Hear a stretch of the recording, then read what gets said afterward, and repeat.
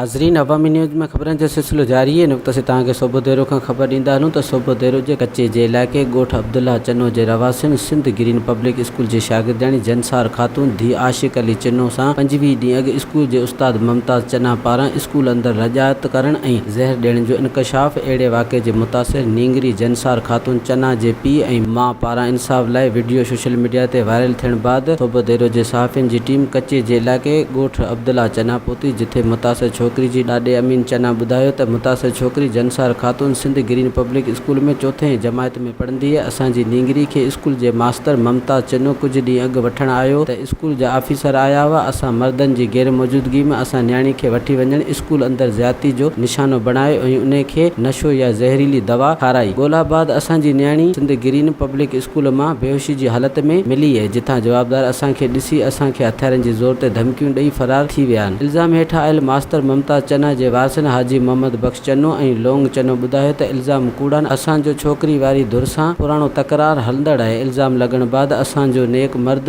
ग़ुलाम अकबर चना मोहम्मद बख्श चना ॾिसी वियासूं त फ़ैसिले जी तारीख़ मुक़ररु कई, जिन तारीख़ ॾियण बजाए इलाइक़े जे कुझु ॿियनि ज़मींदारनि खे घुराए असां ते 9 लख ॾंड रखियो वियो। असां दाहूं कयूं त ॾंड घणो आहे, जिन बाद चयो त 7 लख ॾंड ॾियो। असां अहिड़ो फ़ैसिलो मञण खां इनकार कयो। ॿिए तरफ़ SHO टीपाणी भली मंज़ूर शेख ॿुधायो त वाक़ियो 1/5/2019 ते पेश आयो आहे, जॾहिं त फरियादी धुर मूं वटि NC 20/5/2019 ते दाख़िल कराई। हिन जो पाण में बिरादरी ॻाल्हियूं हुयूं। जवाबदार धुर जे ॿुधण में आयो आहे त ॾंड ॾोह बि मुक़ररु कयो वियो आहे, जेको न मिलण बाद हिन हक़ीक़त तां पर्दो खयो वियो आहे। बाक़ी मामिलो ॻुझो ॻोह में रखियो वियो आहे। मूं वटि 20 ॾींहं जीअं पहुता त मूं मेडिकल लाइ लेटर ॾिनो आहे, NC दाख़िल कई आहे। जॾहिं त SHO इहो बि चयो आहे त छोकिरी वटां इल्ज़ाम हेठां आयल मास्तर मुमताज़ चना पारां ॾिनल मोबाइल फ़ोन बि वारसनि खे हथ आई आहे ऐं ॿिन्ही जा पाण में फ़ोन ज़रिए राब्ता हुआ। अॼु ॿिन्ही धुरनि जे SSP खैरपुर जे कंप्लेन सेल में इंक्वायरी रखियल आहे। मामिलो मीडिया में अचण बाद टीपाणी भलीम थाणे जे SHO मंज़ूर शेख छोकिरी जे पीउ आशिक़ अली चनो जे फरियाद ते 3 जवाबदारनि मुमताज़ अली चनो, रजब अली चनो, लीमो चनो ख़िलाफ़ गुनाह नंबर 4 कलम नंबर 337 376 2019 तहत केस दाख़िल करे वरितो आहे। जॾहिं त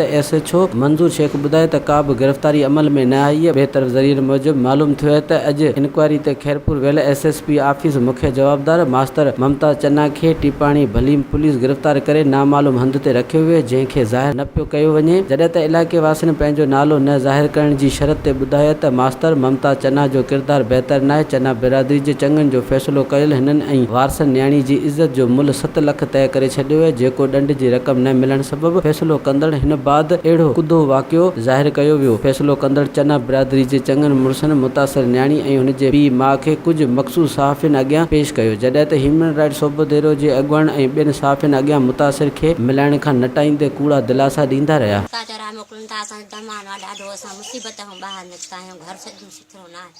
बच्चा ज़ुल्म खां कॾहिं बि नथो करे, न पुलिस वारा था कुझु कनि, न डॉक्टर था कनि, कुझु बि नथा कनि। असां हिन महिल वॾी मुसीबत आहे। आहियूं डॉक्टर ने विया आहियूं, डॉक्टर मेडिकल नथो ॾिए, पुलिस बि उन्हनि वटि रोज़ जवाबदारनि वटि मिली उन्हनि वटि मानी खाई हली थी अचे। उन्हनि खे माना कुझु बि अॼु ॾींहं ताईं न आहे हथु लॻो। उन्हनि जी ॾाढा आहिनि न, हू असां हिन महिल ग़रीब आहियूं, असां फुरियल बि असां, पर असांजी कंहिं मदद न आहे कई। असां सभिनि वटि वेंदासीं, वॾे नंढे वटि, थाणनि वटि, डॉक्टरनि वटि, हर शइ वटि वेंदासीं असां। वधीक ख़बरनि ऐं तफ़सील लाइ विज़िट कयो अवामी news Facebook page, YouTube page ऐं अवामी न्यूज़ वेबसाइट।